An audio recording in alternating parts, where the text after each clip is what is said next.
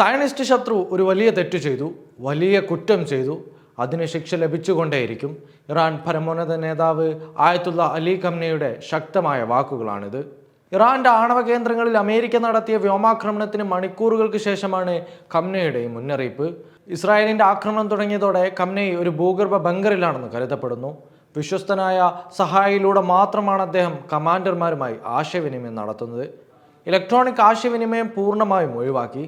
തൻ്റെ പിൻഗാമികളായി 3 മുതിർന്ന പുരോഹിതരെ ഖംനയി നാമനിർദ്ദേശവും ചെയ്തിട്ടുണ്ട്. ഞായറാഴ്ച ഇസ്രായേൽ ഇറാന്റെ സൈനിക കേന്ദ്രങ്ങളിലും മിസൈൽ വിക്ഷേപണ സംഭരണ കേന്ദ്രങ്ങളിൽ ഉൾപ്പെടെ ആക്രമണം നടത്തി.